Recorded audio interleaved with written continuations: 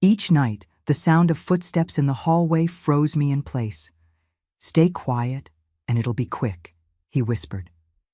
My own father turned my adolescence into a nightmare, until one day the nail of my liberation pierced more than just his head. Hello there, my dear friends. It's so wonderful to be here talking with you today. My name is Serenity Oakwood. I'm 73 years young, born in Savannah, Georgia, but nowadays I live here in Portland, Oregon. Such a welcoming city that embraced me when I needed a fresh start most. These days, my greatest joy is working with photography and video.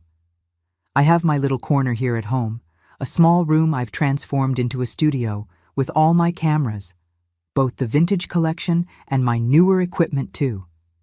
You wouldn't believe my collection. Everything from my first Polaroid from the 70s to this ultra-modern digital equipment my grandson taught me how to use. That's what I'm using to record this video for you now. I became interested in photography when I was young, but it wasn't until after 50 that I turned this passion into a profession. I've photographed weddings, birthdays, graduation ceremonies. As I used to tell my clients, I don't sell photos, I sell memories in frames. And today, retired, I make videos like this one to share my stories. Photography taught me something precious, that we can capture truth in an instant, that an image can reveal what words try to hide. I learned that the camera doesn't lie, you know? It records what's there, whether people like it or not. Perhaps that's why I became so attached to this art form. From my house, I can see Mount Hood in the distance. Did you know that? It's a scene I've photographed in every season, in every kind of light. I have an entire album just of photos of that mountain. When the sun rises, the mountain turns golden, almost like a painting. I have some of those photos framed around my living room. And you, my dear viewers, please do this grandma a favor. Click that like button and subscribe to the Grandparents' Tales channel. That little button is like a hug you're giving me, you know? And hit the notification bell too so you don't miss any stories from this grandma. Oh, and tell me in the comments, what town are you watching from? And what time of day did you find this video? Early morning with hot coffee after lunch, or late at night as you're getting ready for bed? I love reading every comment and knowing there are people from all over listening to me. It's like having grandchildren scattered across the whole country. Today, I wanted to tell you a difficult story, but one that needs to be told. A story about when home, which should be our safe harbor, becomes our greatest threat, and how even in the most difficult situations, we can find a way out. Not always the way we imagine, but there's always a light, however small, at the end of the tunnel. You know, my days weren't always as peaceful as they are now, taking photos of landscapes and recording videos. There was a time when each nightfall brought a weight to my chest, a fear that felt like a stone sinking me. And it was a long, long time ago, when I was just a girl in Savannah.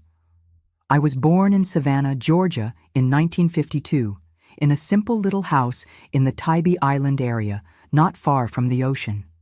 It was a wooden house, painted light blue, with windows that creaked when the strong ocean wind blew. The backyard was small, but had a pecan tree that, in season, was covered with nuts. My brothers and I would compete to see who could collect the most. There were 4 of us siblings, me, the oldest, Gerald, 2 years younger, Claudia, who came 3 years later, and Thomas, the baby, who arrived when I was already 9. Mom, Louise Oakwood, worked as a seamstress. Her fingers were always marked from needles, and she had the patience of a saint when embroidering details on wedding dresses. How many times did I fall asleep listening to the little noise of her sewing machine, tick, tick, tick, until late at night. Dad, Elijah Oakwood, worked at the shipyard. He'd leave early while it was still dark and return when the sun was already setting. During busy periods at the port, sometimes he'd go days without appearing at home. When he arrived, he always brought something different. A strange fruit from another country, a piece of exotic wood, a magazine with photos of distant places.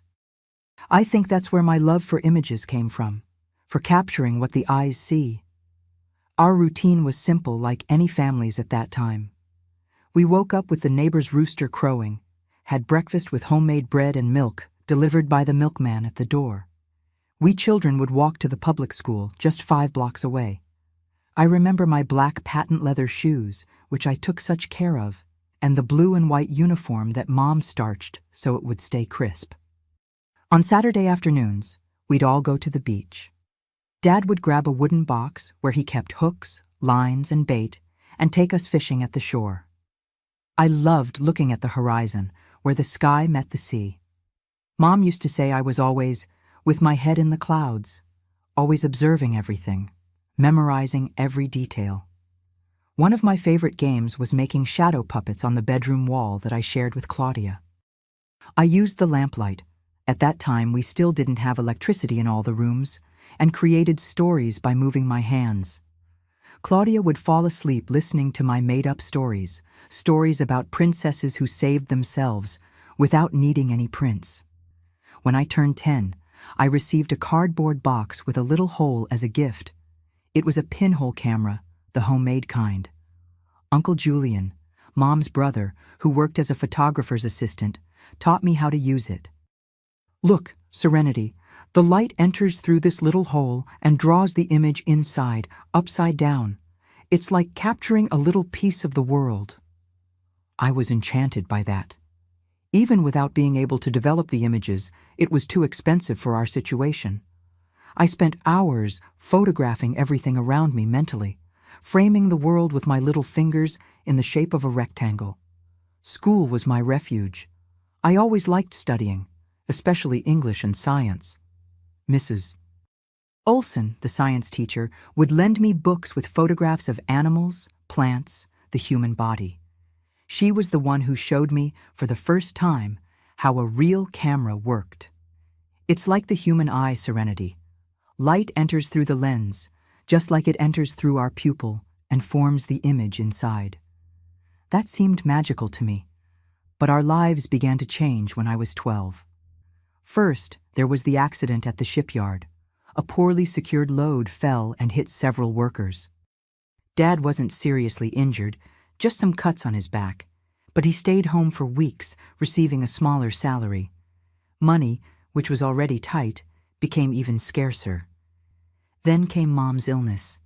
It started with headaches that wouldn't go away, then fainting spells. The doctor at the health clinic said it was nerve problems, prescribed some tranquilizers, and sent her home. But she kept getting worse. She couldn't sew for long periods anymore. Her eyes would get blurry. The sewing orders began to be delayed. Clients started giving up. It was during this time that Dad started drinking more. Before, he would have his beer on weekends with his friends from the shipyard. Now, he'd arrive home already smelling of whiskey, with red eyes and a heavy mood. Anything was a reason to yell. Cold dinner, clothes out of place, little Thomas crying. Mom tried to protect us, telling us to stay in our room when he arrived like that.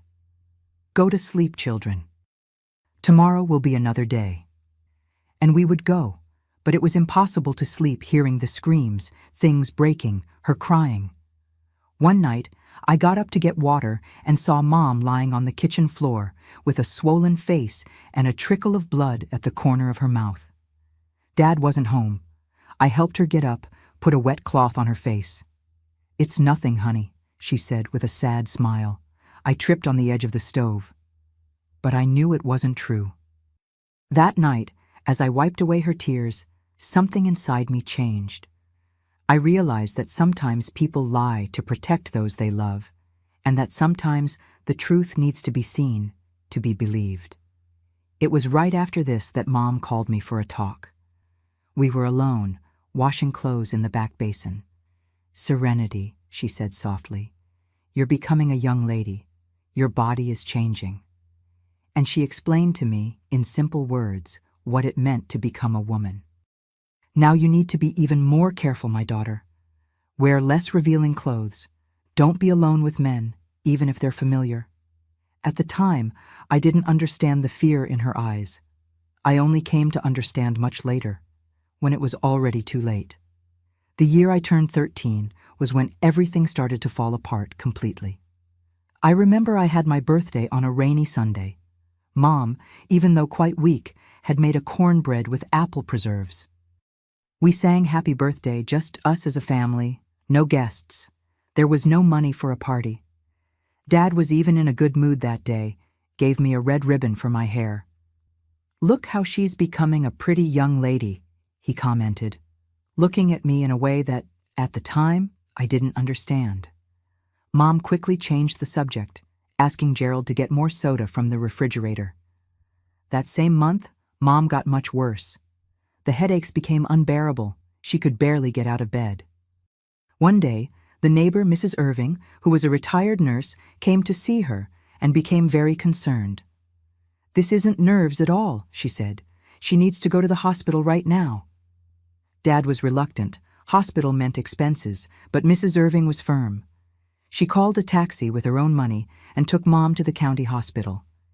There, after many tests, they discovered a brain tumor already quite advanced.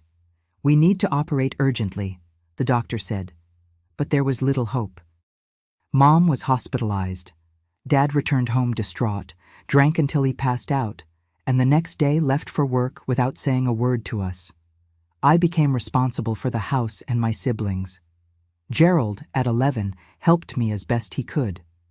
Claudia, 12, took care of little Thomas, who was only 6 years old and didn't understand why Mom had gone away. The weeks that followed were a blur of endless tasks. Wake up early, prepare breakfast for the siblings, send everyone to school, clean the house, wash clothes, make lunch, help with homework. At night, when Dad arrived, usually drunk, I had already put my siblings to bed. I would leave his dinner on the table and retreat, exhausted, to the room I shared with Claudia. But one of those nights, something different happened. I woke up with the door to the room opening. In the dim light, I recognized Dad's silhouette. The strong smell of whiskey invaded the room. "Serenity," he called softly. "I need help with a bandage." I rubbed my eyes, confused. "What is it, Dad?" "I cut myself at work. Come help me." His voice was slurred. Not wanting to wake Claudia, I left the room and followed him to the bathroom. There was no cut at all. Before I could ask anything, he closed the door behind us and came too close. His hot, sour breath made me nauseous. "How you look like your mother when she was young," he said, running his hand over my face. I backed away, frightened, but the bathroom was too small. "Dad, it's late. I need to sleep," I tried to say, but my voice came out weak. He grabbed my arm forcefully. "Now you're the woman of the house. You have to take care of everything. Of all of us." I won't go into details about what happened next. Some memories are like photographs we keep in locked drawers, which we only open when absolutely necessary. What I can say is that night, something inside me broke. While it was happening, I fixed my eyes on the bathroom ceiling, on a mold stain that looked like the shape of North America. I disconnected from my body, as if I were floating above everything, observing the scene from afar. When I finally returned to the room, Claudia was still sleeping. I curled up in bed, hugging my own body, feeling a pain that wasn't just physical. I promised myself that no one would ever know. Who would believe me? And what would happen to my siblings if something happened to Dad? The next morning, he acted as if nothing had happened. He had coffee, complained about his hangover headache, and left for work. I looked at him, trying to find some sign of remorse, of shame. But there was nothing. To him, I was just an object, something to be used and discarded. I went to visit Mom in the hospital that day. She was so fragile, so pale, with her head partially shaved because of the surgery. I held her hand and cried, but didn't tell her why. She already had too many burdens to carry. "What is it, my daughter?" she asked, caressing my face with trembling fingers. "Nothing, Mom. Just tired," I replied, forcing a smile. "Everything is fine at home. Don't worry." She squeezed my hand as if she knew I was lying. "Serenity, if anything. Anything happens, go to Mrs. Irving. She'll help you." Did she suspect? Did she somehow always know this could happen? I never had the courage to ask. The weeks turned into months. The situation at home followed the same terrible pattern. Dad would arrive drunk almost every night. I learned to recognize the signs, the way he looked at me during dinner, how his voice changed when he sent my siblings to bed earlier. On the worst days, I would hear his heavy footsteps in the hallway, stopping at my bedroom door. On those nights, I would lie with my back to the door, praying he wouldn't come in. But the footsteps in the hall always stopped at my door. I would feel his weight on the bed behind me and then hear his icy whisper in my ear. "Stay quiet, and it'll be quick." And I learned to disconnect from my body, to travel far away until it was over. By day, we were strangers. He, the hard-working father. Me, the dedicated daughter taking care of the house and siblings. No one would ever suspect what happened when the lights went out. It was during this time that my interest in photography intensified, but in a different way. I began to see the camera as a way to record the truth, to capture evidence. One day, rummaging through Uncle Julian's things stored in the closet — he had gone to work in Atlanta and left some things with us — I found an old folding Kodak camera. It was without film, of course, but it worked. I hid it under my bed. During the day, when Dad wasn't around, I would take out the camera and practice. I photographed without film, just to learn the movements, understand how it worked. I imagined what it would be like to capture images that showed the truth about our house, about what happened at night. Not that I would use these photos. It was just a fantasy of justice, of being able to expose the truth. Mom passed away in the winter of 1966. The surgery couldn't remove the entire tumor, and she wasted away little by little. On the day of the funeral, Dad cried like a child, drunk, inconsolable. The neighbors commented on how much he loved his wife, how destroyed he was by the loss. If only they knew. After Mom's death, things got worse. Without the break that her presence, even sick, represented, Dad gave in even more to drinking. He started missing work, coming home earlier and earlier, already drunk. The mistreatment became more frequent, more violent. I thought many times about running away, but I couldn't abandon my siblings. Gerald, now 12, was starting to confront Dad, and that terrified me. One night, when Dad raised his hand to hit Claudia because she dropped a glass, Gerald stood in front of her. He took a punch that left him unconscious for a few minutes. "See what you did?" Dad shouted at me afterward, as if it were my fault. "If you did your job right, none of this would happen." That night was a turning point. I realized that things would only get worse, that eventually my siblings would find out, or worse, could become targets too. I had to do something. But what? Who could I ask for help? Who would believe the daughter against the father, the respected shipyard worker, widower, raising 4 children alone? It was then that I remembered Mom's words, "Go to Mrs. Irving." But Mrs. Irving had moved to live with her daughter in Charleston. There was no one to trust. One afternoon, while cleaning Dad's room, something I always did with my heart racing, fearing he would arrive suddenly, I found an old diary of Mom's hidden in the back of a drawer. Flipping through it, I discovered that she knew. Not explicitly, perhaps, but she suspected. There were notes about Dad's strange behavior, about how he looked at me when he thought no one was watching. "I'm afraid of what might happen when I'm no longer here," said an entry dated a few months before her death. That diary was like a message from Mom, telling me I wasn't crazy, that what was happening was real and wrong, and more, that it wasn't my fault. I kept the diary under the mattress, and that night, when I heard the familiar footsteps in the hallway, something inside me changed. The frightened girl began to give way to a young woman determined to find a way out. I didn't know how or when, but I swore by Mom's memory that this would end. The months that followed Mom's death were the darkest of my life. The house that was once illuminated by her presence, even when she was sick, now seemed like a cold and hostile place. The walls silently witnessed my suffering, keeping secrets that no one could know. Dad's grief manifested in increasingly destructive ways. He lost his steady job at the shipyard because of absences and drinking, switching to doing only sporadic work as a day laborer unloading ships. Money, which was already scarce, became even rarer. I started washing clothes for others to be able to buy food for my siblings, even though I was only 14. Gerald tried to help by doing small jobs at the neighborhood market after school. Claudia, at 11, became my shadow, helping me with everything in the house. And little Thomas, only 5 years old, kept asking when Mom would come back. She became a star, my dear, I would say, swallowing tears. Look up at the sky at night. The brightest one is her watching over us. The nights were my particular terror. I developed such a keen ear that I could recognize Dad's state just by the sound of his footsteps on the sidewalk. If they were firm, it meant he was sober, a rarity that gave me a few hours of peace. If they were dragging, stumbling, I knew what awaited me. On those days, I tried to lock myself in the room with Claudia, pretending we were already asleep. But the locks didn't stop him. "Open this door, Serenity. You know what happens if I have to force it," he would shout, banging hard.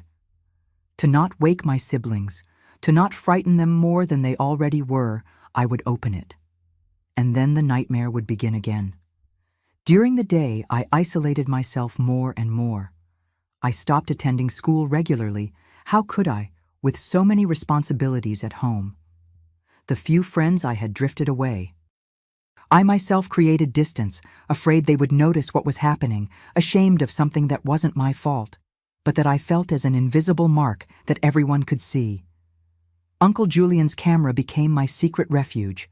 I didn't have money to buy film, but I still spent hours studying its mechanism, imagining how I could use it. One day, I found a photography manual at the public library. I spent the whole afternoon there, absorbing every word, learning about light, angles, how images were formed. The librarian, Mr. August, noticed my interest. "Like photography, young lady?" he asked, adjusting his glasses on his thin nose. "Yes, sir," I replied timidly. "I have a camera from my uncle, but I don't have film." He smiled kindly. "I have some old rolls saved. Next time you come, bring your camera and we'll see if they fit." It was the first gesture of kindness I had received in a long time. The following week, I brought the Kodak hidden in my bag. Mr. August examined it carefully. "It's a good camera, just needs cleaning. And look, I have 2 rolls of film that work in it. They're yours." Those 2 rolls of film were like gold to me. I kept them carefully, waiting for the right moment to use them. I didn't know yet what I would photograph, but something told me that camera would be important somehow. At home, the situation continued to deteriorate. Dad started selling the few valuable objects we had: the radio, the wall clock, even some of Mom's sewing tools. All the money went to drinking. There were days when we had nothing to eat. I would skip meals to leave more food for my siblings. It was during this time that I tried, for the first time, to seek help. A social worker from the school, Mrs. Eulalia, came to our house after my many absences. She was a serious woman with a firm voice and attentive eyes.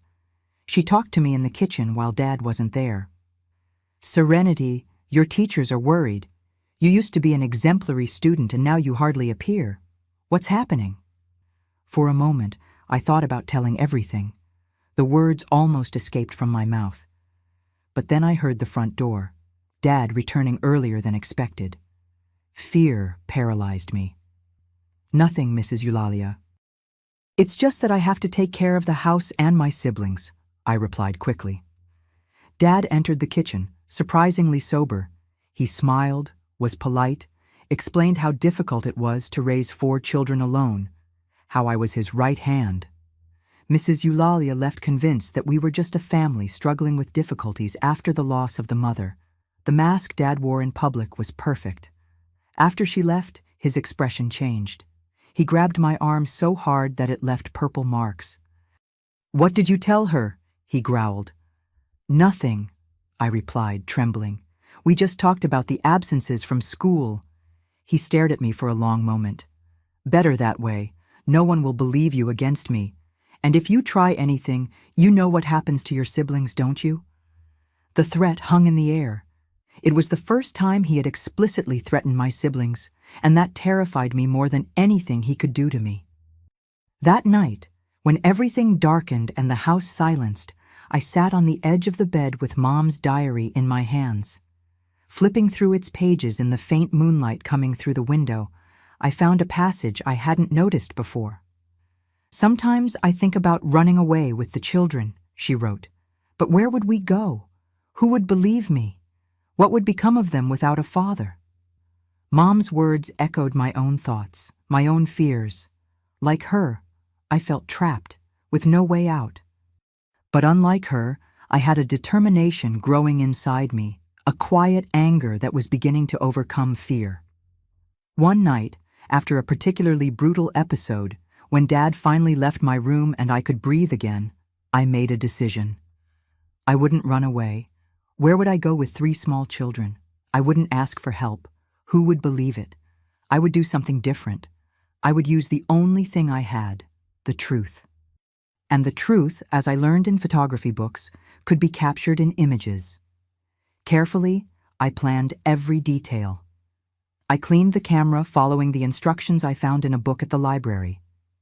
I tested the shutter, the aperture, making sure everything worked perfectly. I loaded one of the film rolls, keeping the other as a backup. And then I waited. The opportunity came on a Friday. Dad had received payment for a week of work and, as usual, went straight to the bar. I knew he would return late and drunk. I asked Gerald to take Claudia and Thomas to spend the night at a neighbor's house, Mrs. Zelda, with the excuse that I had a bad cold and needed to rest. As soon as we were alone, I prepared everything. I positioned the camera in the bedroom closet, partially hidden among some clothes, with the perfect angle to capture the bed. It was a manual camera, without flash, but the light from the street lamp that came through the window would be enough.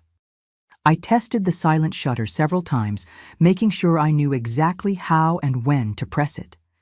And then, with my heart beating so hard it seemed like it would explode, I lay down on the bed and waited. Time dragged on. Each minute seemed like an hour. Finally, I heard the familiar sound, the front door opening with difficulty, the heavy and stumbling footsteps in the hallway, the heavy breathing approaching my room. The door opened.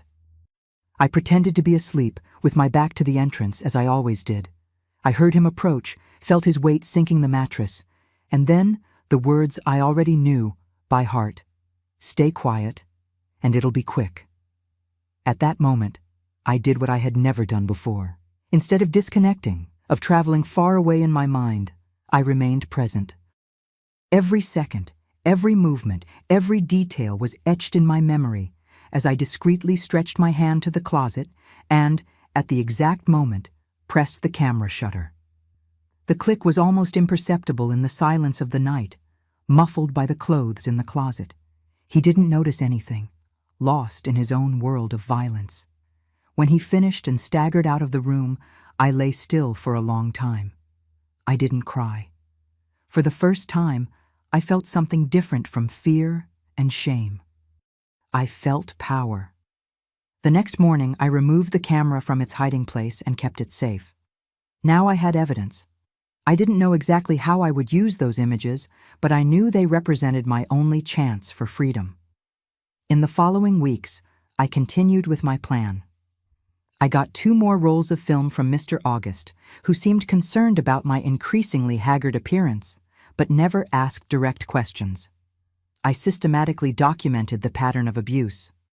Not just the nights of terror, but also the marks that remained, the bruises on my arms, the cut lip when I tried to resist once, the empty look in the mirror that even I didn't recognize anymore. Meanwhile, Gerald, now 13, was starting to ask questions. "Why does Dad always want to talk to you alone at night?" he asked once, his young eyes full of an understanding beyond his age. "It's house things, Gerald," I replied, unable to face him. "Don't worry." But he did worry. He started trying to stay up late, to put himself between me and Dad when he arrived drunk. One night, Dad pushed him so hard that he hit his head on the corner of the table. The cut needed stitches. That was the last straw. I realized my time was running out. Either I acted soon, or Gerald would do something impulsive that could put him in danger. I needed to finalize my plan. At that time, there was a young man at the photo developer in the center of town, Eddie, who always looked at me kindly when I passed by. One day, I gathered my courage and entered the store. "I'd like to develop some photos," I said, placing one of the rolls on the counter. Eddie smiled. "Sure, takes about 3 days. There's a form to fill out." I hesitated. "These photos, they're special. They can't be seen by just anyone."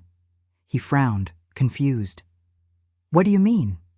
"They're evidence," I whispered, not knowing how to explain without saying too much.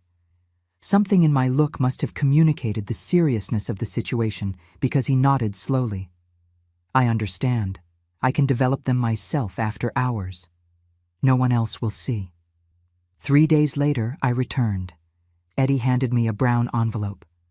"I didn't look," he said seriously. "But whatever it is, it seems important. Are you sure you don't want help?" I shook my head. "Thank you, but this is something I need to resolve myself." I left the store with the photos, without the courage to look at them right there. Only when I reached a bench in the park, away from curious eyes, did I open the envelope. The images were clear, undeniable. The street lamp light had been enough to capture every sordid detail. I quickly closed the envelope, feeling a mixture of disgust and triumph. Now I had proof. Now I could act. But act how? Who would I show those photos to? The police? The neighbors? Who would believe a 15-year-old girl against an adult man, a family father? That's when I had an idea. I didn't need to show the photos to everyone. Just one person was enough. Him. That Friday in June of 1967 was marked in my memory as the day when everything changed. The sky was gray, announcing rain, a perfect reflection of what I felt inside. It was exactly 1 year since Mom's death, and the pain of her absence seemed even more acute that day. Dad had left early, saying he was going to look for work, but I knew he would soon be in the bars. I took advantage of his absence to plan every detail of what I would do at night. I sent Gerald, Claudia, and Thomas to sleep at Mrs. Zelda's house again, this time with the excuse that it was the anniversary of Mom's death and I needed some time alone. "Are you sure you don't want me to stay with you?" Gerald asked, his eyes showing an understanding that went beyond his 13 years. He had been trying to protect me, staying up late, placing himself between me and Dad whenever he could. "I'm sure," I replied, hugging him tightly. "Tomorrow everything will be different. I promise." After they left, I prepared the scene. First, I positioned the camera in its usual place, in the closet, now loaded with the last roll of film. Then, something new. A small recording I had made hidden in the portable recorder from school, which the music teacher lent me with the excuse that I wanted to record the stories my grandmother told. In reality, I had recorded Dad on one of his nights of fury, capturing his words, his threats, the unmistakable sound of what happened afterward. Finally, the envelope with the already developed photos. I placed it on the kitchen table, clearly visible. I wanted him to see the images first, to understand what I had before even confronting him. While waiting, I did one more thing. In the shed at the back, where Dad kept his tools, I found a piece of wood with a rusty nail at the tip. It wasn't a weapon per se, but it would serve as protection if things got out of control. I hid it under the bed, within reach. The hours dragged on. The rain began to fall, first light, then in heavy torrents that beat against the windows. The noise of the water would muffle any sound that came from our house that night. Finally, just after 11, I heard the front door. The footsteps were firmer than usual. He wasn't as drunk as I expected. That worried me. I needed him to be altered enough not to think clearly, but not so drunk that he wouldn't understand the gravity of the situation. I stayed in my room, sitting on the edge of the bed, listening to his movements around the house. He went to the kitchen first, as he always did, to get another drink before coming to my room. That's when he must have seen the envelope. There was a long silence, then the sound of paper being torn. Then, a crash. He must have knocked over a chair. I heard his heavy footsteps coming toward my room, faster than normal. The door opened violently, hitting against the wall. He was there, his face contorted with fury, the crumpled photos in his hand. "What is this?" he roared, advancing toward me. "What have you done, you wretched girl?" I backed against the wall, but kept my voice firm. "It's the truth, Dad. It's what you've been doing to me since Mom got sick." He looked at the photos again, then threw them on the floor. "No one will believe this. It's your word against mine. I'm your father." "It's not just my word," I replied, indicating the camera still positioned in the closet. "I have more undeveloped photos in that camera. And this—" I pointed to the small recorder I had placed on the table. "Your voice is there, all the things you said to me, that you did." His face paled for an instant, but soon the anger returned, even more intense. "You think this changes anything? Who's going to believe you? A troubled girl who barely goes to school against a working father, a widower?" He advanced another step. Instinctively, I retreated closer to the bed, where the piece of wood was hidden. "Everyone will believe," I replied, surprising myself with the firmness in my voice. "I've already made copies of these photos. If anything happens to me, they'll end up at the police station, in the newspaper, at church, everywhere. Everyone will know what you did." It was a lie. I hadn't made any copies, but he didn't need to know that. For a moment, I saw fear in his eyes. He looked at the camera, at the recorder, at the photos scattered on the floor. Then, like a cornered animal, he lunged for the camera. "I'm going to destroy this junk!" he shouted, grabbing the Kodak and yanking it from its hiding place. It was at that moment that I realized he was going to destroy all the evidence and then come after me. There would be no more nights of silent abuse. It would be much worse. Fear took hold of me for a second, but was soon replaced by absolute clarity. While he was distracted trying to open the camera to rip out the film, I stretched my hand under the bed and grabbed the piece of wood. I got up slowly, feeling the weight of the object in my hand. The rusty nail gleamed faintly in the dim light of the room. "It can be quick." "Yes, Dad," I said, repeating his own words. "But don't forget to smile. Look at the camera over there." He turned, confused, and then saw what I was holding. For an instant, his face showed disbelief. He couldn't believe that the submissive daughter, the silent victim, could retaliate. "What do you think you're going to do with that?" he growled, dropping the camera and advancing toward me. I didn't respond. There was nothing more to say. When he took another step in my direction, I raised my arm and struck with all the strength I had accumulated in years of pent-up anger. The nail caught him squarely on the side of the head. I don't know if it was the shock of the impact or the force of the blow, but he fell instantly, like a heavy sack.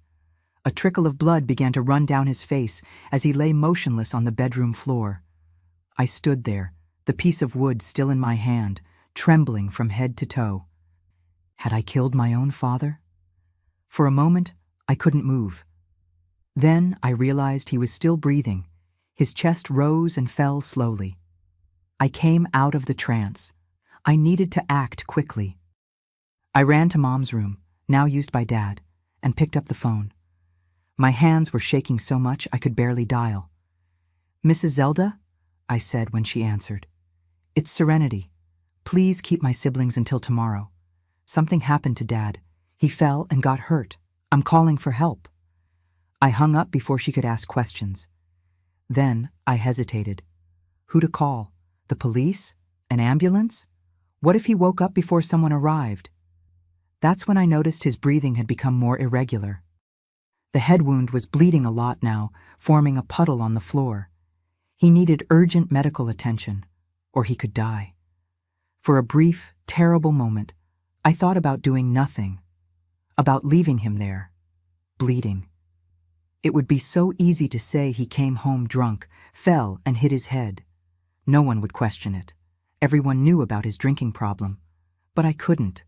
As much as he deserved to suffer for what he had done, I wasn't a murderer. I didn't want to carry that weight for the rest of my life. I dialed the emergency number. "I need an ambulance," I told the attendant. "My father fell and hit his head. He's unconscious and bleeding a lot." I gave the address and hung up. Then, in a quick decision, I picked up the photos from the floor, the camera, and the recorder. I put everything in a cloth bag along with some clothes, documents, and Mom's diary. If I was going to do this, I needed to go all the way. Before the ambulance arrived, I made one more call, to the police station. With the firmest voice I could muster, I said, "I need to report abuse. My father, he has been abusing me for 2 years. I have proof." The policeman on the other end seemed confused, then suspicious. "How old are you, girl?" 15, but I have proof. Photographs, recordings." There was a silence, then, "Where are you now?" I gave the address again. "My father is unconscious. He tried to destroy the evidence, and I defended myself. I've already called an ambulance." "Stay where you are," he said, now with a more serious voice. "We're sending a patrol car." When I hung up, I felt a mixture of terror and relief. There was no turning back. Whatever happened from there on, the silence had been broken. The truth was exposed. The ambulance arrived first. The paramedics quickly entered and attended to Dad, still unconscious on the bedroom floor. "What happened?" asked one of them, while checking vital signs. "He tried to attack me," I replied, showing the old bruise marks on my arms. "I defended myself with this." I pointed to the piece of wood now on the floor. They exchanged looks but didn't say anything. They put Dad on a stretcher and took him to the ambulance. One of them stayed behind for a moment. "Do you have somewhere to go, girl?" he asked with genuine concern. "The police are on their way," I replied. "I have things to show them." He nodded gravely and followed the others outside. I was left alone in the silent house, listening to the sound of the rain and waiting for the police to arrive. It was as if I were in a dream, or rather, as if I had finally woken up from a long nightmare. I didn't know what would happen to me, to my siblings, to Dad. But I knew that for the first time in years, I had taken the reins of my own life. When the police car finally arrived, with blue and red lights illuminating the street through the rain, I felt a strange calm. I picked up my bag and walked to the front door. It was time to tell my story. The rain continued to fall as I entered the police car. The 2 officers, Sergeant Clive and Officer Ryan, looked at me with a mixture of distrust and pity. They took me to the downtown precinct, an old building with peeling walls and a strong smell of cigarettes and mold. I was led to a small room with a metal table and 3 uncomfortable chairs. "Wait here," said the sergeant. "The social worker is on her way." I stayed there, alone, for almost 2 hours. The clock on the wall seemed to move in slow motion. Through the foggy window, I saw the city lights reflected in the puddles of water. It was as if all of Savannah was crying with me that night. Finally, the door opened. A middle-aged woman entered, carrying a folder. She introduced herself as Dr. Helena Bastos, from Child Protective Services. Her eyes were kind, but her face showed the weariness of someone who had seen many stories like mine. "Serenity," she said, sitting across from me. "I need you to tell me everything, from the beginning." And that's what I did. With a trembling voice at first, then increasingly firm, I narrated the 2 years of terror I had lived. I talked about Mom's illness, about the first night Dad entered my room, about the veiled threats, about the fear I felt for my siblings. I told about Uncle Julian's camera, about the film rolls that Mr. August had given me, about how I had systematically documented the abuse. When I finished, I opened the bag and showed the evidence: the photographs, the camera with the last roll still undeveloped, the recorder with his voice. Dr. Helena examined everything with a grave expression. "You were very brave," she finally said, "and very smart too. Most victims can't gather evidence like this." "What happens now?" I asked, suddenly feeling the weight of exhaustion. "With my siblings, I mean." "We'll find a place for you to stay together," she promised. I have some contacts at a shelter for minors. It's not ideal, but it's safe. And with my father? Her face closed a bit. He's in the hospital, under police custody. As soon as he's conscious, he'll be interrogated. With this evidence and your testimony, it's very likely he'll be arrested and prosecuted. I nodded, feeling a mixture of relief and a strange sadness. Not for my father, he deserved everything he was getting, but for what could have been, for the family we should have been. I spent that night at the municipal shelter, a simple but clean place. The next morning, Dr. Helena came to get me so we could go together to Mrs. Zelda's house, where my siblings were still staying. The conversation I had with them was the most difficult of my life. Gerald already suspected something, so he wasn't so surprised, just furious that he hadn't been able to protect me. Claudia cried, confused, and little Thomas just asked, "When are we going home?" "We're not going back, sweetheart," I replied, hugging him. "But we're staying together, I promise." The following days were a whirlwind. We were taken to a Catholic shelter run by nuns, where we would stay until our situation was resolved. Dad, after recovering from the head wound, was formally charged and held in preventive custody. The photographs and recordings were irrefutable evidence.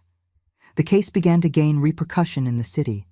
A teenager who photographed her own abuse to incriminate her father. It was something people had never heard of before. Some local newspapers reported the case, although without mentioning my name because I was a minor. It was through one of these newspapers that Aunt Edith, Dad's sister who lived in Atlanta and with whom we hadn't had contact for years, learned what had happened. She appeared at the shelter a week later, with eyes red from crying. "I didn't know," she kept repeating, pressing my hands between hers. "I swear I didn't know. If I had known." Aunt Edith was single, worked as an elementary school teacher, and lived in a small apartment in a suburb of Atlanta. "I don't have the means to take all of you," she admitted sadly. "But I can take two. Maybe, with time." It was the hardest decision I ever made. After much conversation with Dr. Helena and with the siblings themselves, we decided that Claudia and Thomas would go with Aunt Edith. They were the youngest, the ones who most needed a stable home. Gerald and I would stay at the shelter for now. The afternoon they left, I promised myself that this separation would be temporary. Somehow, I would find a way to reunite our family again. 2 weeks later, I received an unexpected invitation. Eddie, the young man from the photo developer who had helped me with the photos, appeared at the shelter with his mother, Mrs. Selina. "We heard what happened," said Mrs. Selina, a lady with kind eyes. "Eddie told me how brave you were. We have a vacant room at home, since my oldest daughter got married. If you want, you can stay with us." I looked at Gerald, hesitant. I didn't want to separate from him, too. "We have space for your brother, too," added Mrs. Selina, as if reading my thoughts. "It's not much, but it's a home." That's how Gerald and I went to live with the Harrison family. They had a simple house in the Riverside neighborhood, not far from the port. Eddie, at 20, still lived with his parents and worked at the photo developer. He had 2 older brothers, already married, who came to visit on Sundays. Mrs. Selina and Mr. Jack, Eddie's father, welcomed us as if we were family. For the first time in years, I felt what it was like to have a safe home, where I didn't need to sleep in fear. Dad's trial took place 6 months later. It was a painful process. I had to testify, relive everything again. But the evidence was incontestable. He was sentenced to 12 years in prison. When the judge announced the sentence, I didn't feel joy or vengeance. Just an immense relief, as if a huge weight had been lifted from my shoulders. I left the courthouse with my head held high, with Mrs. Selina and Eddie by my side. "It's over," said Eddie, gently squeezing my hand. "Now you can move forward." And that's what I did. With the support of the Harrison family, I went back to school to complete my studies. On weekends, we would go to Atlanta to visit Claudia and Thomas, who were adapting well to life with Aunt Edith. Gerald got a job as an office boy in a law firm and started saving money for the future.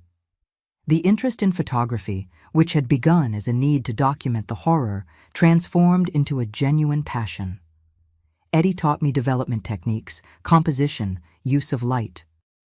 I began to photograph beautiful things: the sunrise at the beach, children playing, elderly people talking on park benches. In 1969, when I turned 17, something happened that would change the course of my life.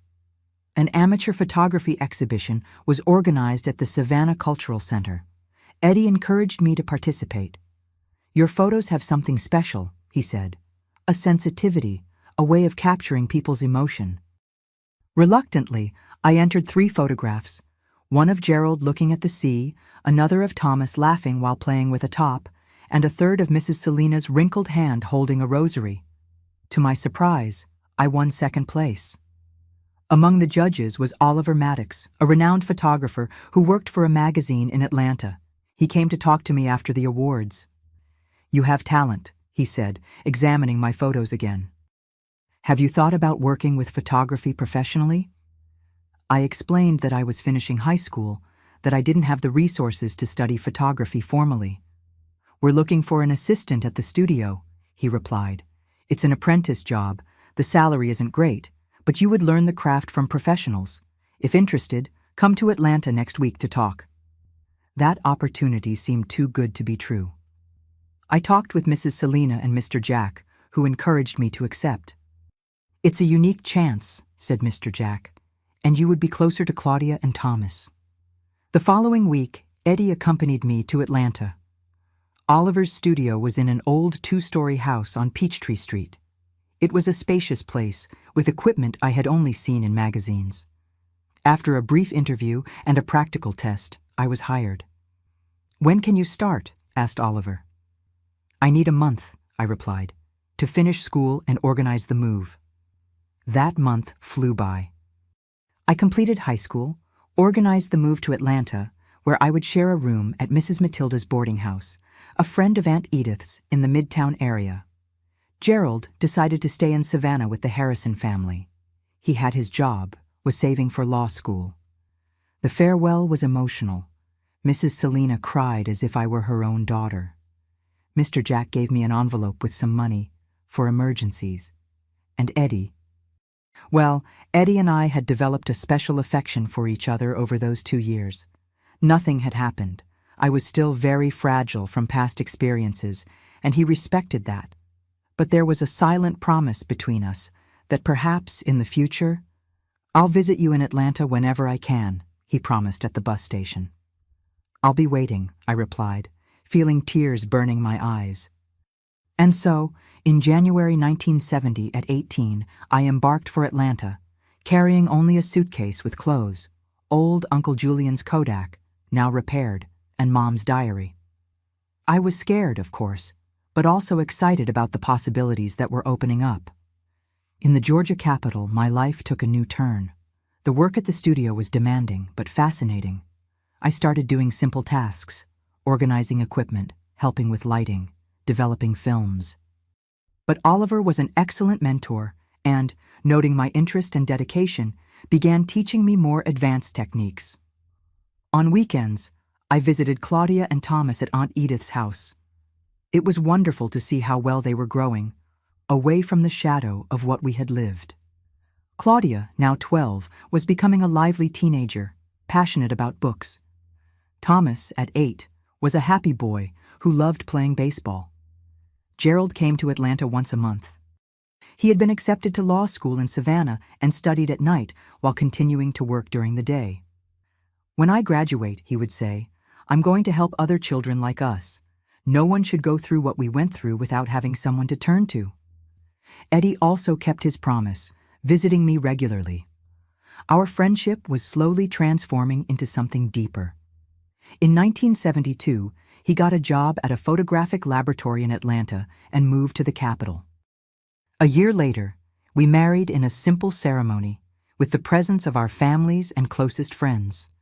We rented a small apartment in the Grant Park neighborhood near downtown.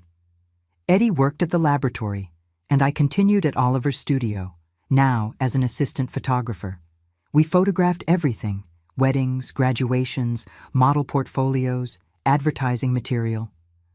I was learning not just the technique, but also the business side of the profession. In 1975, Oliver decided to retire and offered me the opportunity to buy the studio in installments that we could pay over years. After much discussion and planning, Eddie and I accepted the challenge. Thus was born Light and Shadow Studio, our first joint venture. The following years were of much work, but also fulfillment. The studio prospered. We managed to bring Claudia and Thomas to live with us when Aunt Edith fell ill. Gerald graduated in law and began working with cases of domestic violence and child abuse. In 1980, our family grew with the birth of our daughter, Lily. When I held her in my arms for the first time, I made a silent promise. She would never know the kind of pain I knew. She would be raised with love, respect, and safety. Dad served 10 years of his sentence and was released in 1977. I heard from acquaintances in Savannah that he had left the city, going to the interior of Kentucky. We never had contact again, and that was exactly what I wanted. Life followed its course. The studio expanded. We began working with photojournalism, artistic exhibitions. In 1986, we received an invitation to photograph a series about the Pacific Northwest. It was during that trip that we got to know Portland and fell in love with the city, with its mild climate and the majestic Mount Hood in the background. "We could move here when Lily is in college," suggested Eddie, as we photographed the sunset on the mountain. The idea was planted in our minds. When Lily, at 18, entered journalism school, we decided it was time. We sold the studio in Atlanta, which already had several employees, and bought a house in Portland, with a space for a smaller studio, more focused on personal and artistic projects. It was in this new phase of life that I finally managed to transform my own story into art. I created a photographic series called Broken Silences, using techniques of light and shadow to portray trauma and overcoming. The series was exhibited in various galleries and even abroad. It didn't explicitly tell my story, but those who knew the details could perceive the subtle references. Looking back, I realized the long path I've traveled since that night in June 1967, when, armed only with a camera and a piece of wood with a nail, I faced my greatest fear. Photography, which began as a tool of survival, became my form of expression, my therapy, my profession, and finally, my art. Today, at 73, my life in Portland is a testimony that it's possible to rebuild oneself from the ashes. Our house is in the Lake Oswego area with a privileged view of Mount Hood. Every morning, I have my coffee on the porch, watching the sunrise tint those majestic mountains golden. The studio we set up at the back of the house has become my sanctuary. The walls are covered with photographs, some mine, others from photographers I admire. In the corner, a shelf displays my cameras, from old Uncle Julian's Kodak, now retired but kept with care, to modern digital equipment that Lily taught me how to use. Eddie, my life companion for over 50 years, is now 75. His health isn't the same. He had a small stroke 3 years ago, but his passion for photography remains intact. We spend many afternoons together in the studio, talking about techniques, analyzing images, or simply remembering the old days. Our daughter Lily pursued a career in journalism. She lives in Seattle with her husband, Robert, and our 2 grandchildren, Michael, 15, and Claire, 12. They come to visit us almost every weekend. Michael inherited the interest in photography. He's always asking to use my cameras, and I, of course, teach him with all the pleasure. My siblings also followed their lives. Gerald became a respected lawyer, specializing in children's and adolescents' rights.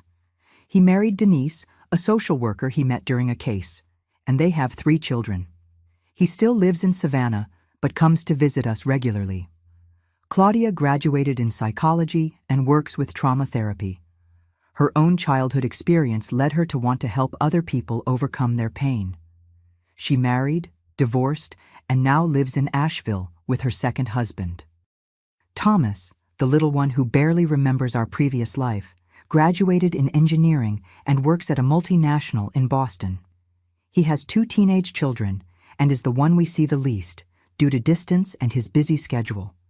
But when we get together, it's always a celebration.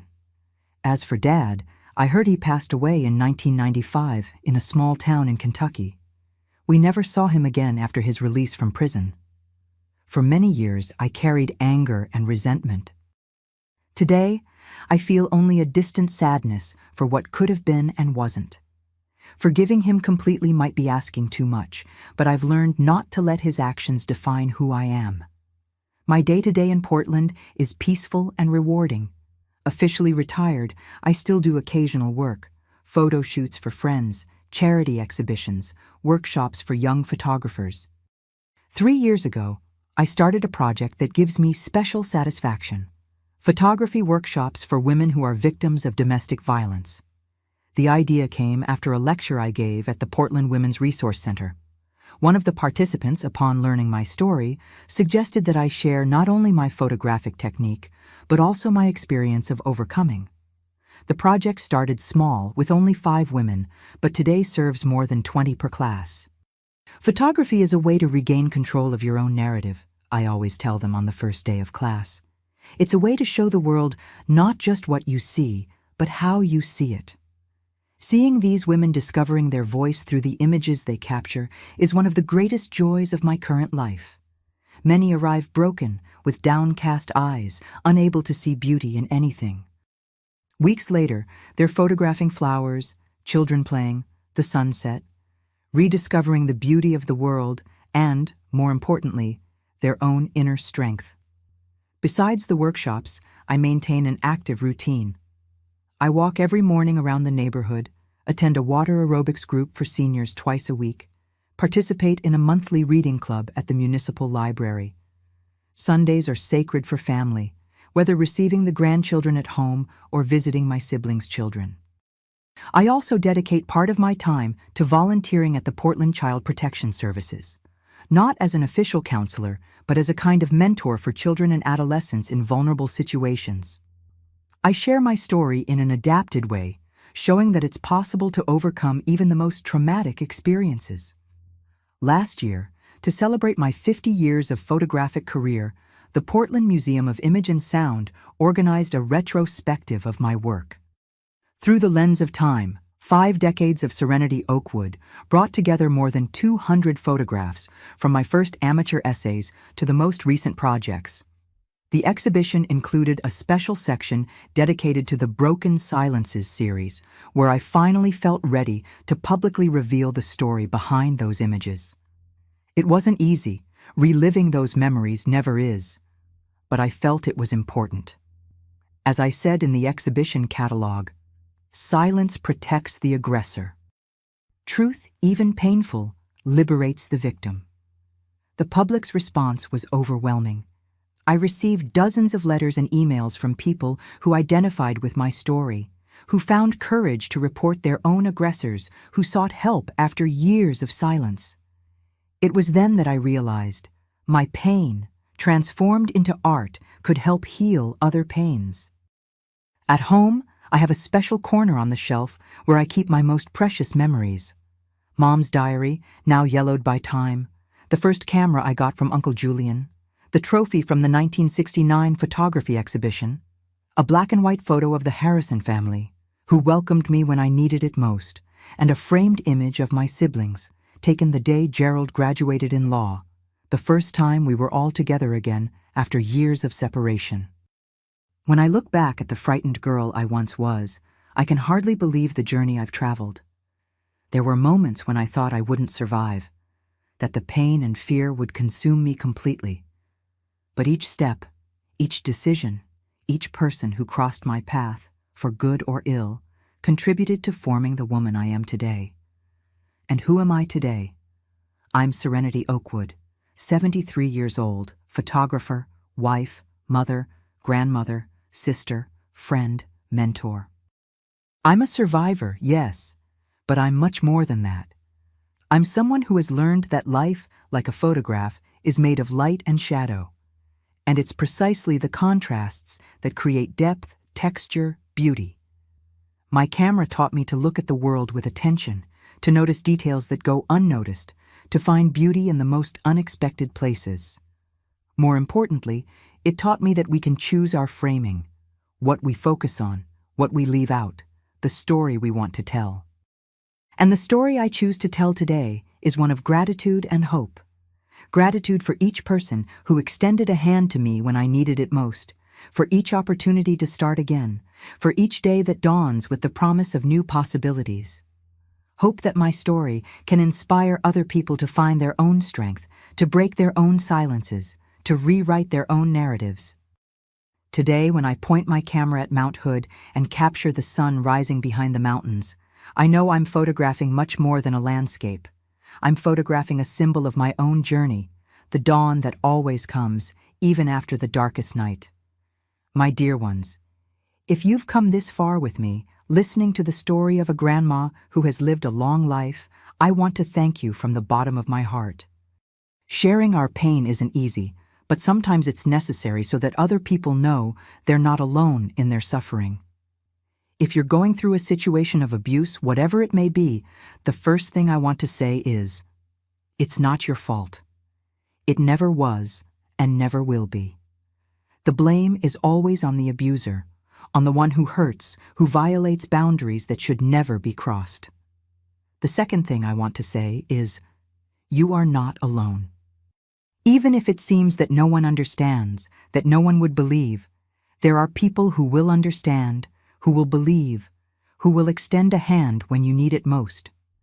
I found these people, Dr. Helena, the Harrison family, Eddie, when I least expected it. They exist, and you will find them too. The third thing, there is a way out. It may not seem possible now. It may seem that you're trapped in an endless nightmare. But believe me, freedom exists, healing is possible, and you deserve both. I learned that age doesn't define our strength, but rather our ability to start anew each day. Even at 15, when it seemed like my world had ended, there was a tomorrow waiting for me, a tomorrow I helped build myself. My wrinkles are maps of survival. Each one tells a story of pain overcome. I carry invisible marks, too, scars that no one can see, but that are part of who I am. I'm no longer ashamed of them, for they are proof that I am stronger than everything that tried to destroy me. Life taught me that even in the deepest darkness, our inner light never goes out. There are moments when that light seems too weak, almost extinguished, but it remains there, waiting for you to nourish it again. I never allowed my dignity to be stolen, even when they tried to take everything from me. Even in the worst moments, there was a part of me that knew I deserved more, that I deserved respect, safety, love. I discovered we are stronger than we imagine, especially when we think we can't take it anymore. There's a reserve of strength inside each of us that we only discover when we're tested to the limit. Time doesn't heal all wounds, but it teaches us to live with them and still smile. Carrying scars doesn't mean being trapped in the past. It means having survived it. My story isn't about what was done to me, but about how I chose to respond. And that is perhaps the most important lesson. We always have choices, even when they seem impossible or frightening. I learned that true strength isn't in never falling, but in getting up every time. I fell many times along my journey. I cried, I doubted, I wanted to give up. But each time I got up, I was a little stronger, a little wiser.